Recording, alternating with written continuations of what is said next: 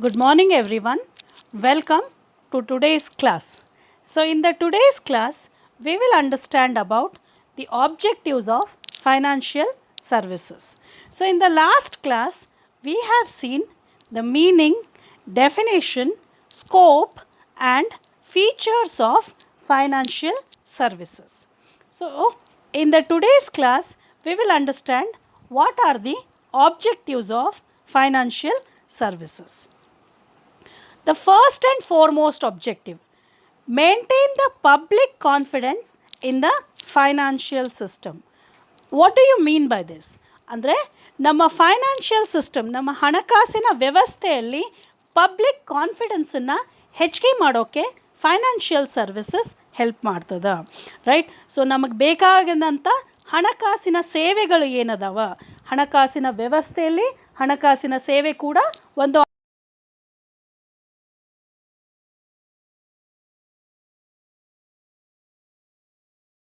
ಹಣಕಾಸಿನ ವ್ಯವಸ್ಥೆ ಮೇಲೆ ಒಂದು ಕಾನ್ಫಿಡೆನ್ಸ್ ಡೆವಲಪ್ ಆಗೋಕ್ಕೆ ಹೆಲ್ಪ್ ಮಾಡುವುದೇ ಒನ್ ಆಫ್ ದಿ ಆಬ್ಜೆಕ್ಟಿವ್ ಆಗಿರ್ತದೆ. ಬೇರೆ ಬೇರೆ ಥರದಂಥ ಸೇವೆಗಳನ್ನು ಒದಗಿಸಿ, ಹಣಕಾಸಿನ ಸೇವೆಗಳನ್ನು ಒದಗಿಸಿ ಒಂದು ಜನರಲ್ ಪಬ್ಲಿಕ್ ಕಾನ್ಫಿಡೆನ್ಸನ್ನು ಹೆಚ್ಚಿಗೆ ಮಾಡುವುದು ಇದು ಒಂದು ಉದ್ದೇಶವಾಗಿರ್ತದೆ. ಸೊ ಯಾವ ಸರ್ವಿಸ್ ಕಸ್ಟಮರ್ಸಿಗೆ ಬೇಕು, ಯಾವ ಫೈನಾನ್ಷಿಯಲ್ ಸರ್ವಿಸ್ ಕಸ್ಟಮರ್ ಬೇಕು, ಈಗ ಫಾರ್ ಎಕ್ಸಾಂಪಲ್ ಬ್ಯಾಂಕಿಂಗ್ ಸರ್ವಿಸ್ ಬೇಕು, ಅಥವಾ ಇನ್ಶೂರೆನ್ಸ್ ಸರ್ವಿಸಸ್ ಬೇಕು, ಅಥವಾ ಮ್ಯೂಚುವಲ್ ಫಂಡ್ ಸರ್ವಿಸಸ್ ಬೇಕು, ಅಥವಾ ಸ್ಟಾಕ್ ಎಕ್ಸ್ಚೇಂಜ್ ಸರ್ವಿಸಸ್ ಬೇಕು. ಸೊ ಈ ಎಲ್ಲ ಸರ್ವಿಸಸನ್ನು ಪ್ರೊವೈಡ್ ಮಾಡಿ ಜನರಲ್ಲಿ ಒಂದು ಕಾನ್ಫಿಡೆನ್ಸನ್ನು ಡೆವಲಪ್ ಮಾಡೋದು ಒಂದು ಫೈನಾನ್ಷಿಯಲ್ ಸರ್ವಿಸಸ್ಸನ್ನು ಉದ್ದೇಶ ಆಗಿರ್ತದೆ. Next one, facilitate the deterrence of financial crimes. Deterrence ಅಂತಂದರೆ ಡಿಟೆಕ್ಟ್ ಮಾಡೋದು ಅಥವಾ ಅವುಗಳನ್ನು ಐಡೆಂಟಿಫೈ ಮಾಡೋದು, ಇದ್ದಂಗೆ ಅವನ್ನ ಗುರ್ತು ಹಿಡಿಯೋದು. Facilitate the deterrence of financial crimes ಅಂತಂದರೆ ಸಾಕಷ್ಟು ಹಣದ ಅಪರಾಧಗಳು, ಹಣಕಾಸಿನ ಅಪರಾಧಗಳು ಅಥವಾ ಫೈನಾನ್ಷಿಯಲ್ ಇರ್ರೆಗ್ಯುಲಾರಿಟೀಸ್ ಅಂತ ನಾವು ಹೇಳ್ಬೋದು, ಅಥವಾ ಮಿಸ್ಅಪ್ರಾಪ್ರಿಯೇಷನ್ಸ್ ಅಂತ ಹೇಳ್ಬೋದು. ನಮಗೆಲ್ಲರಿಗೂ ಗೊತ್ತದ, ನಾವು ನ್ಯೂಸ್ನಾಗ ನೋಡ್ತೀವಿ, ಡೇ ಟು ಡೇ ನ್ಯೂಸ್ನಾಗ ನೋಡ್ತೀವಿ, ಎಲ್ಲೆಲ್ಲೋ ಇಷ್ಟು ಕೋಟಿ ರೂಪಾಯಿ ಅವ್ಯವಹಾರ ಆಯಿತು, ಅಷ್ಟು ಕೋಟಿ ರೂಪಾಯಿ ಅವ್ಯವಹಾರ ಆಯಿತು, ಈ ಇನ್ಶೂರೆನ್ಸ್ ಬಿಸ್ನೆಸ್ ಇಷ್ಟು ಲಾಸ್ ಆಯಿತು, ಈ ಬ್ಯಾಂಕ್ ಇಷ್ಟು ಲಾಸ್ ಆಯಿತು, ನಾವೆಲ್ಲ ನೋಡ್ತಿರ್ತೀವಿ. ಸೊ ಅವುಗಳನ್ನು ಐಡೆಂಟಿಫೈ ಮಾಡಿ, ಅವುಗಳನ್ನು ಡಿಟೆಕ್ಟ್ ಮಾಡಿ, ಅವುಗಳನ್ನು ಕಡಿಮೆ ಮಾಡುವಂಥ ಅಥವಾ ಅವುಗಳನ್ನು ಕಂಟ್ರೋಲ್ ಮಾಡುವಂಥ, ನಿಯಂತ್ರಿಸುವಂಥ ಒಂದು ಉದ್ದೇಶ ಕೂಡ ಈ ಫೈನಾನ್ಷಿಯಲ್ ಸರ್ವಿಸಸ್ದು ಆಗಿರ್ತದೆ. ಸೊ ಅವುಗಳನ್ನು ಹೆಂಗೆ ನಿಯಂತ್ರಿಸ್ತದೆ, ಥರ್ಡ್ ಒನ್ ಹೇಳ್ತದೆ ಅಲ್ಲಿ, ಸೂಪರ್ವೈಸ್ ಫೈನಾನ್ಷಿಯಲ್ ಸರ್ವಿಸ್ ಲೈಸೆನ್ಸೀಸ್ ಇನ್ ಅಕಾರ್ಡಿಂಗ್.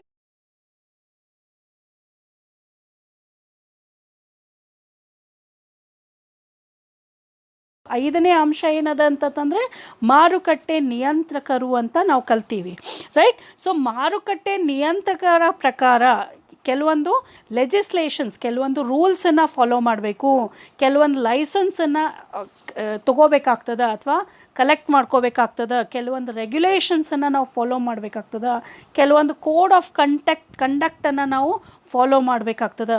ಸೊ ಇವೆಲ್ಲದರ ಮುಖಾಂತರ ಏನು ಮಾಡ್ತದೆ, ಫೈನಾನ್ಷಿಯಲ್ ಸರ್ವಿಸಸ್ ಏನು ಮಾಡ್ತದೆ, ಕಂಟ್ರೋಲ್ ಮಾಡ್ತದೆ, ಕ್ರೈಮ್ಸನ್ನು ಡಿಟೆಕ್ಟ್ ಮಾಡ್ತದೆ, ಕ್ರೈಮ್ಸನ್ನು ಕಂಟ್ರೋಲ್ ಮಾಡ್ತದೆ, ಕಡಿಮೆ ಆಗುವಂಗೆ ರೆಡ್ಯೂಸ್ ಮಾಡ್ತದೆ, ರೈಟ್. ಸೊ ಇದು ಕೂಡ supervision and reduction of financial crimes is one of the objective. Next one, ensure periodic evaluation of legislative and regulatory framework in accordance with development in the financial sector. Periodic evaluation ಅಂತಂದ್ರೆ ಏನು, regular ಆಗಿ at regular intervals ನಾವೇನು ಮಾಡಬೇಕು, ನಮ್ಮ rules and ರೆಗ್ಯುಲೇಷನ್ಸನ್ನು ಅಥವಾ ನಮ್ಮ loss ಏನದಾವ, ನಮ್ಮ ಕಾನೂನುಗಳು ಏನದಾವ, ಅವುಗಳನ್ನು ಒಂದು ಸಲ ಪುನರ್ವರ್ತನೆ ಮಾಡಬೇಕಾಗ್ತದೆ, ರೀಫಾರ್ಮ್ ಮಾಡಬೇಕಾಗ್ತದೆ ಅಥವಾ ಇವ್ಯಾಲ್ಯುವೇಟ್ ಮಾಡಬೇಕಾಗ್ತದೆ. ಚೇಂಜಿಂಗ್ ಟೈಮಿಗೆ ತಕ್ಕಂಗೆ ನಾವು ಅದನ್ನು ಇವ್ಯಾಲ್ಯುವೇಟ್ ಮಾಡಿ ಅವುಗಳನ್ನು ಏನು ಮಾಡಬೇಕಾಗ್ತದೆ, ಚೇಂಜಸ್ ಮಾಡಬೇಕಾಗ್ತದೆ. ಅವರಲ್ಲಿ ಏನಾದರೂ ಚೇಂಜಸ್ ಇದ್ದರೆ, ಅಪ್ಡೇಷನ್ ಬೇಕಾಗಿದ್ದರೆ ಅವುಗಳನ್ನು ಅಪ್ಡೇಟ್ ಮಾಡಿ ಅವುಗಳು ಆ್ಯಸ್ ಪರ್ ದ ರಿಕ್ವೈರ್ಮೆಂಟ್ ಅದಾವೋ ಇಲ್ಲೋ ಅಂತ ಅನ್ನೋದನ್ನು ನೋಡಬೇಕಾಗ್ತದೆ. ಸೊ ಅದು ಕೂಡ ಒಂದು ಫೈನಾನ್ಷಿಯಲ್ ಸರ್ವಿಸಸ್ದು ಒಂದು ಉದ್ದೇಶ ಆಗಿರ್ತದೆ. Next one, promote best practices, mutual assistance and exchange of information by maintaining contact and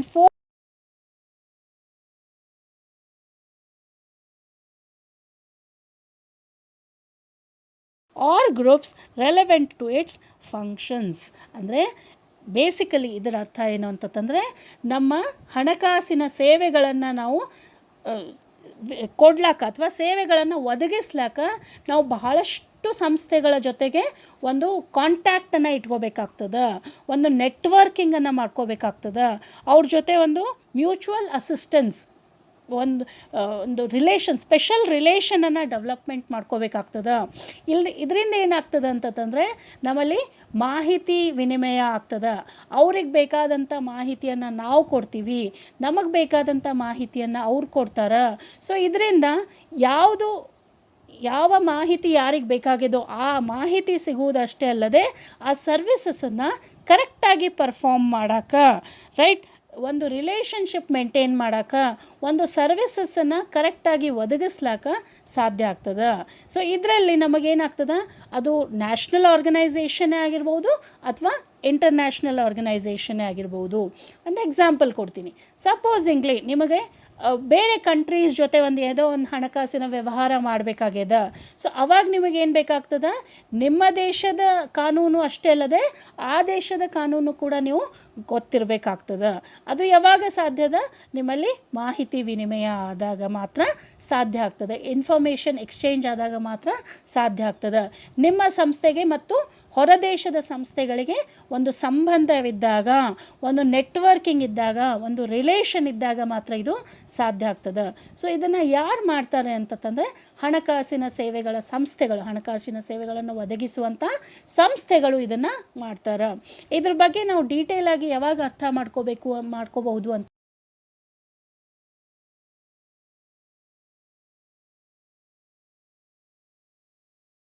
topic ಹೇಳಬೇಕಾದ್ರೆ ನಾನು ನಿಮಗೆ ಡೀಟೇಲಾಗಿ ಈ ಒಂದು ಆಬ್ಜೆಕ್ಟಿವ್ ಬಗ್ಗೆ ಹೇಳ್ತೀನಿ, right. Next one, facilitate the development of financial service sector. So ಇನ್ನೊಂದು ಉದ್ದೇಶ ಏನಾಗಿರ್ತದೆ ಅಂತಂದರೆ, ಒಂದು ಹಣಕಾಸಿನ ಸೇವೆಯ ಒಂದು ಕ್ಷೇತ್ರವನ್ನು, ಈ ಸೇವೆ ಒಂದು ವ್ಯಾಪ್ತಿಯನ್ನು ಹೆಚ್ಚಿಗೆ ಮಾಡುವುದು ಕೂಡ ಇದರ ಉದ್ದೇಶ ಆಗಿರ್ತದೆ.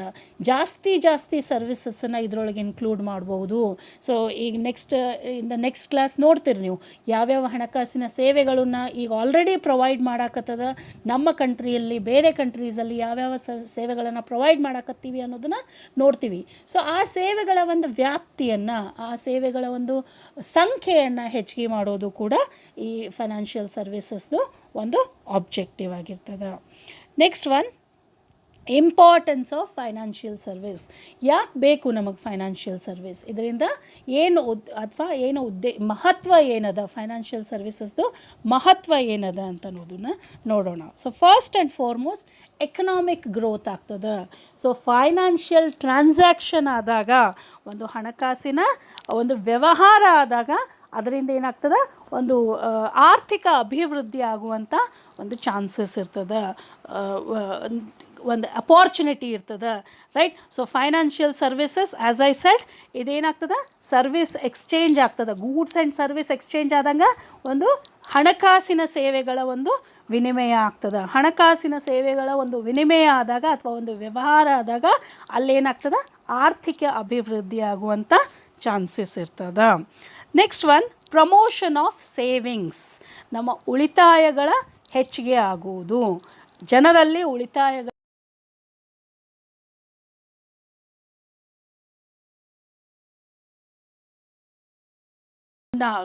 ಈಗ ಸಪೋಸ್ ಫಾರ್ ಎಕ್ಸಾಂಪಲ್ ಎಲ್ಲಿ ಉಳಿತಾಯ ಆಗ್ತದೆ ಅಲ್ಲಿ ಮಾತ್ರ ನಮಗೆ ಒಂದು ಬಂಡವಾಳ ನಿರ್ಮಾಣ ಆಗುವಂಥ ಚಾನ್ಸಸ್ ಅದ.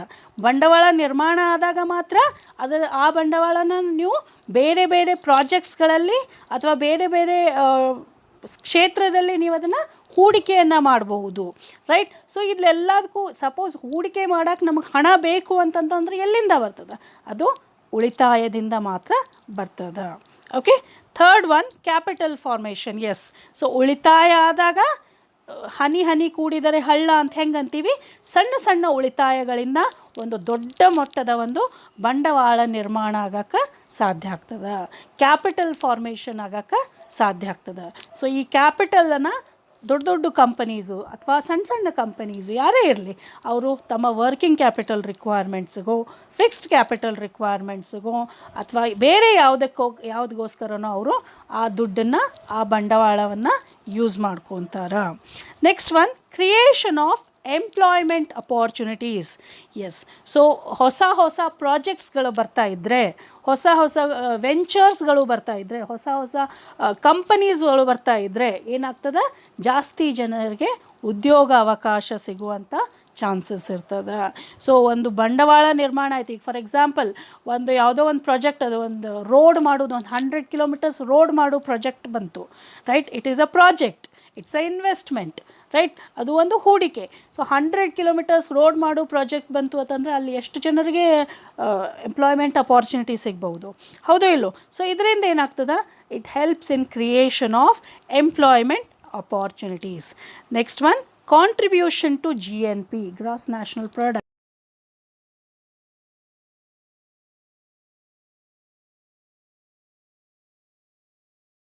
ನಾವು ಕನ್ಸ್ಯೂಮ್ ಮಾಡಿದಾಗ, ಜಾಸ್ತಿ ಗೂಡ್ಸನ್ನು ಕನ್ಸ್ಯೂಮ್ ಮಾಡಿದಾಗ ಅವಾಗೇನಾಗ್ತದೆ, ನಮ್ಮ GNP ಏನದ ಅದು ಜಾಸ್ತಿ ಆಗ್ತದೆ, ರೈಟ್? GNP ಜಾಸ್ತಿ ಆಯ್ತು, GDP ಜಾಸ್ತಿ ಆಗ್ತದೆ, GDP ಜಾಸ್ತಿ ಆಯ್ತಂದ್ರೆ GNP ಕೂಡ ಜಾಸ್ತಿ ಆಗುವಂಥ ಚಾನ್ಸಸ್ ಇರ್ತದೆ.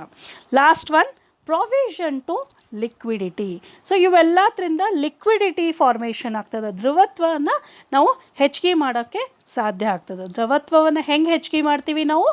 ಒಂದು ಯಾವುದೇ ಸೇವಿಂಗ್ಸನ್ನು ನಾವು ಸ್ಮಾಲ್ ಟರ್ಮಲ್ಲಿ ಅಥವಾ ಶಾರ್ಟ್ ಟರ್ಮಲ್ಲಿ ನಾವು ಇನ್ವೆಸ್ಟ್ಮೆಂಟ್ ಮಾಡಿದಾಗ ನಮಗೆ ಯಾವಾಗ ಬೇಕು ಅದನ್ನು ಕ್ಯಾಶ್ ರೂಪದಲ್ಲಿ ನಾವು ಕನ್ವರ್ಟ್ ಮಾಡಿಕೊಂಡು ದ್ರವತ್ವವನ್ನು ಹೆಚ್ಚಿಗೆ ಮಾಡೋಕ್ಕೆ ಅಥವಾ ದ್ರವತ್ವವನ್ನು ಒದಗಿಸ್ಲಿಕ್ಕೆ ಸಾಧ್ಯ ಆಗ್ತದೆ. ಮನಿ ಮಾರ್ಕೆಟ್ ಇನ್ಸ್ಟ್ರೂಮೆಂಟ್ಸ್ ಬಗ್ಗೆ ನಾವು ಕಲ್ತೀವಿ, ರೈಟ್? ಸೊ ಮನಿ ಮಾರ್ಕೆಟ್ ಇನ್ಸ್ಟ್ರೂಮೆಂಟ್ಸ್ನಾಗ ನಾವು ಇನ್ವೆಸ್ಟ್ಮೆಂಟ್ ಮಾಡಾಕತ್ತೀವಿ, ನಮ್ಮ ಸೇವಿಂಗ್ಸನ್ನು, ನಮ್ಮ ಉಳಿತಾಯವನ್ನು ನಾವು ಮನಿ ಮಾರ್ಕೆಟ್ ಇನ್ಸ್ಟ್ರೂಮೆಂಟ್ಸ್ನಲ್ಲಿ ನಾವು ಇನ್ವೆಸ್ಟ್ಮೆಂಟ್ ಮಾಡಿದಾಗ ಅವುಗಳನ್ನು ಒಂದೇ ವರ್ಷದಲ್ಲಿ ನಾವು ಅವುಗಳನ್ನು ಕ್ಯಾಶ್ ಫಾರ್ಮ್ದಲ್ಲಿ, ಒಂದೇ ವರ್ಷವೂ ಹೇಳಕ್ಕೆ ಬರೋಂಗಿಲ್ಲ, it starts from 1 day to 1 year, maximum 1 year ಅಂತ ನಾವು ಹೇಳ್ತೀವಿ, 1 day to 1 year, right? So ಅಲ್ಲಿ ನಾವು ಇಮಿಡಿಯೇಟ್ಲಿ ಅದನ್ನು ಕ್ಯಾಶ್ ಒಳಗೆ ಕನ್ವರ್ಟ್ ಮಾಡಿಕೊಂಡು ಅದನ್ನು ದ್ರವತ್ವವನ್ನು ಒದಗಿಸ್ಲಿಕ್ಕೆ ಸಾಧ್ಯ ಆಗ್ತದೆ. So these are the main important functions of financial services. Next one, functions of financial services. What are the basic functions of financial services? So the first and foremost function of financial services, facilitating transactions, athwa facilitating, rather than that, yes, facilitating transactions. First one, facilitating financial transactions, right? So exchange of goods and services.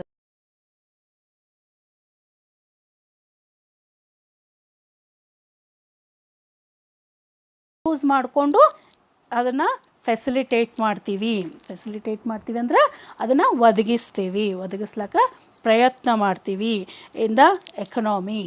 So ಇದರಿಂದ ಏನಾಗ್ತದೆ, the financial resources can be developed, the financial sector can be developed, the financial services can be developed.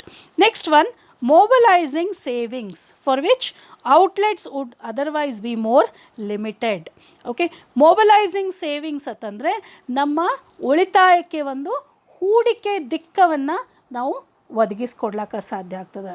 ಈಗ for example ನಾನು ಅಥವಾ ಒಂದು 10 members ಅದಾರ, ಅವರು ಒಂದು ತಮ್ಮ ಸ್ಯಾಲ್ರಿ ಒಳಗೆ ಒಂದು ಸ್ವಲ್ಪ ಅಮೌಂಟನ್ನು ಉಳಿತಾಯ ಮಾಡಿಟ್ಕೊಂಡಾರ, ಬಟ್ ಅವ್ರಿಗೆ ಎಲ್ಲಿ ಹೂಡಿಕೆ ಮಾಡೋದು ಗೊತ್ತಿಲ್ಲ, ರೈಟ್? ಅವ್ರಿಗೆ ಎಲ್ಲಿ ಆ ಹಣವನ್ನು ಹೂಡಿಕೆ ಮಾಡಬೇಕು ಅನ್ನೋದು ಅವರಿಗೆ ಗೊತ್ತಿರಂಗಿಲ್ಲ ಅಥವಾ ಅವರಿಗೆ ಮಾಹಿತಿ ಇರಂಗಿಲ್ಲ. ಸೊ ಅಂಥ ಟೈಮ್ದಲ್ಲಿ ಫೈನಾನ್ಷಿಯಲ್ ಸರ್ವಿಸ್ ಏನು ಮಾಡ್ತದೆ, ಅವರಿಗೆ ಹೂಡಿಕೆ ಮಾಡುವುದಕ್ಕೆ ಒಂದು ದಿಕ್ಕವನ್ನು ಅಥವಾ ಒಂದು ಮಾಹಿತಿಯನ್ನು, ಒಂದು ಡೈರೆಕ್ಷನನ್ನು, ಒಂದು ನಿರ್ದೇಶವನ್ನು ಅವರು ಕೊಡ್ತಾರೆ, right? Next one, allocation of capital funds to notably to finance productive investment. ಅಂದರೆ ಸೇವಿಂಗ್ಸ್ ಮಾಡಿದ್ದನ್ನು, ಉಳಿತಾಯ ಮಾಡಿದ್ದನ್ನು ಪ್ರೊಡಕ್ಟಿವ್ ಇನ್ವೆಸ್ಟ್ಮೆಂಟ್ ಅಂದರೆ ನಮಗೆ ರಿಟರ್ನ್ ಬರುವಂಥ ಒಂದು ಹೂಡಿಕೆ, ಉತ್ಪಾದಕತಾ ಹೂಡಿಕೆ ಅಂತ ನಾವು ಕರಿತೀವಿ. ಉತ್ಪಾದಕತಾ ಹೂಡಿಕೆ ಅಂತಂದರೆ ಯಾವ ಹೂಡಿಕೆಯಿಂದ ನಮಗೆ ಕರೆಕ್ಟಾಗಿ ಪ್ರಾಫಿಟೇಬಲ್ ಆಗಿ ರಿಟರ್ನ್ಸ್ ಬರ್ತದೆ. ಸೊ ಅಂಥ ಹೂಡಿಕೆ ಆಪ್ಷನ್ಸ್ಗಳಲ್ಲಿ ನಾವು ಹೂಡಿಕೆ ಮಾಡುವ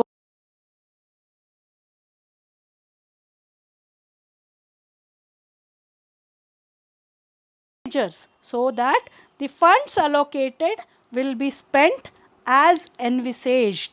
ಮಾನಿಟರಿಂಗ್ ಮ್ಯಾನೇಜರ್ಸ್ ಅಂತಂದರೆ ಫೈನಾನ್ಷಿಯಲ್ ಸರ್ವಿಸಸ್ ಇನ್ನೊಂದು ಫಂಕ್ಷನ್ ಏನಂತಂದರೆ ಬರೀ ಇನ್ವೆಸ್ಟ್ಮೆಂಟ್ ಮಾಡೋದು ಅಥವಾ ಸೇವಿಂಗ್ಸನ್ನು ಎನ್ಕರೇಜ್ ಮಾಡುವುದು ಅಷ್ಟೇ ಅಲ್ಲದೆ ಒಂದು ಕಂಟ್ರೋಲ್ ಮೆಕ್ಯಾನಿಸಮ್ ಕೂಡ ಇರ್ತದೆ. ಅವ್ರೇನು ಮಾಡ್ತಾರೆ, ಈ ಮ್ಯಾನೇಜರ್ಸ್ ಯಾರಿರ್ತಾರೆ ಇವುಗಳನ್ನು ನೋಡಿಕೊಳ್ಳುವಂಥ ಏನು ಮ್ಯಾನೇಜರ್ಸ್ ಇರ್ತಾರೆ ಅವ್ರ ಮೇಲೆ ಕೂಡ ಒಂದು ನಿಗಾವನ್ನು ವಹಿಸ್ತಾರೆ. ಅವರಿಗೆ ಕೊಟ್ಟಂಥ ಫೈನಾನ್ಸ್ ಅಥವಾ ಅವರ ಅಧೀನದಲ್ಲಿರುವಂಥ ಒಂದು ಫೈನಾನ್ಸ್ ಏನಿರ್ತದೆ ಅದನ್ನು ಅವರು ಕರೆಕ್ಟಾಗಿ ಯೂಸ್ ಮಾಡಾಕತ್ತಾರೋ ಇಲ್ಲೋ, ಅದ್ರದ್ದು ಮಿಸ್ಯೂಸ್ ಆಗಕತ್ತದೇನೋ, ಅದ್ರದ್ದು ಕರೆಕ್ಟಾಗಿ ಯೂಸ್ ಆಗಕತ್ತದೋ ಇಲ್ಲೋ, ದುರುಪಯೋಗ ಆಗಕತ್ತದೋ ಏನು, ಸದುಪಯೋಗ ಆಗಕತ್ತದೋ, ಇದನ್ನು ಕೂಡ ಅವರು ಮಾನಿಟ್ರ್ ಮಾಡ್ತಾರೆ. Next one, transforming risk. Transforming ಅಂತಂದರೆ ಬದಲಿಸುವುದು, ರಿಸ್ಕನ್ನು ಬದಲಿಸ್ಕೊಡ್ತದೆ. ರಿಸ್ಕ್ ಅಂತಂದರೆ ಇಲ್ಲಿ ನಷ್ಟ ಅಥವಾ ನಷ್ಟ ಭಯ ಅಂತ ಕರಿಬೋದು. ಈಗ ಫಾರ್ ಎಕ್ಸಾಂಪಲ್, ಈಗ ಸಪೋಸಿಂಗ್ಲಿ ಒಬ್ಬ ಇಂಡಿವಿಜುವಲ್ ತನ್ನ ಹತ್ರ ಒಂದು 1,000 ರೂಪಾಯಿ ಅದ, ಅದನ್ನು ಅವನು ಶೇರ್ ಮಾರ್ಕೆಟ್ನಾಗ ಇನ್ವೆಸ್ಟ್ಮೆಂಟ್ ಮಾಡಬೇಕು ಅಂದರೆ ಸ್ವಲ್ಪ ಹೆದರ್ತಾನೆ. ನಾನು ಎಲ್ಲಿ ನಷ್ಟ ಆಗ್ತದೇನೋ, ನಾ ಎಷ್ಟು ಕಳ್ಕೊತೀನಿ, ಇದರಿಂದ 1,000 ರೂಪಾಯಿದಿಂದ ನಾನು ಎಷ್ಟು ಕಳ್ಕೊತೀನಿ ನನಗೆ ಗೊತ್ತಿಲ್ಲ ಅಂತ ಅನ್ನೋದು ಸ್ವಲ್ಪ ಭಯ ಇರ್ತದೆ. ಬಟ್ ಅದನ್ನೇ 1,000 ರೂಪಾಯಿ ಅಂಥ 1,000 ರೂಪಾಯಿ 100 ಮೆಂಬರ್ಸ್ ಕಡೆಯಿಂದ ಕಲೆಕ್ಟ್ ಮಾಡಿಕೊಂಡ್ರು, ಅದೇ 1,000 ರೂಪಾಯಿನ 1,00,000 ರೂಪಾಯಿ ಮಾಡಿಕೊಂಡು ಅವರು ಅದನ್ನು ಬೇರೆ ಕಡೆ ಅಥವಾ ಎಕ್ಸ್ಪರ್ಟ್ಸ್ ಅದನ್ನು ಬೇರೆ ಕಡೆ ಇನ್ವೆಸ್ಟ್ಮೆಂಟ್ ಮಾಡಿದಾಗ ಅಲ್ಲೇನಾಯಿತು, ಆ ರಿಸ್ಕ್ ಏನದ, ಆ ನಷ್ಟ ಭಯ ಏನದ ಟ್ರಾನ್ಸ್ಫರ್ ಆಯಿತು. ಯಾರಿಗೆ ಟ್ರಾನ್ಸ್ಫರ್ ಆಯಿತು, ಆ ಎಕ್ಸ್ಪರ್ಟ್ಸಿಗೆ ಟ್ರಾನ್ಸ್ಫರ್ ಆಗ್ತದೆ.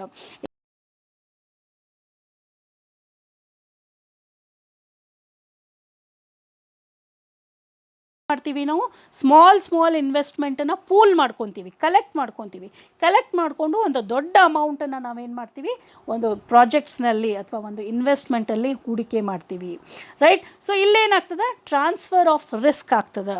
ಸಿಮಿಲರ್ಲಿ ಫೈನಾನ್ಷಿಯಲ್ ಸರ್ವಿಸಸ್ ಕೂಡ ಇಲ್ಲಿ ಒಂದು ಟ್ರಾನ್ಸ್ಫರ್ ಆಫ್ ರಿಸ್ಕ್ ಮಾಡ್ತದೆ. ಆ ನಷ್ಟ ಭಯವನ್ನು ಟ್ರಾನ್ಸ್ಫರ್ ಮಾಡ್ತದೆ. ಯಾರಿಗೆ ಟ್ರಾನ್ಸ್ಫರ್ ಮಾಡ್ತದೆ, ಎಕ್ಸ್ಪರ್ಟ್ಸಿಗೆ ಟ್ರಾನ್ಸ್ಫರ್ ಮಾಡ್ತದೆ.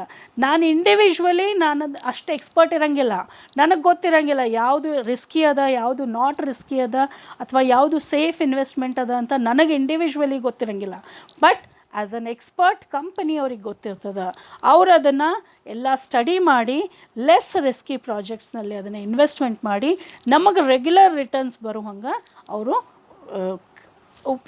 ಅಥವಾ ಅವ್ರು ಇನ್ವೆಸ್ಟ್ಮೆಂಟ್ ಮಾಡ್ತಾರೆ ಅಥವಾ ಅದನ್ನು ಎನ್ಶ್ಯೂರ್ ಮಾಡ್ಕೊತಾರೆ, right. So transforming risk, reducing it through aggregation and enabling it to be carried by those more willing to bear it.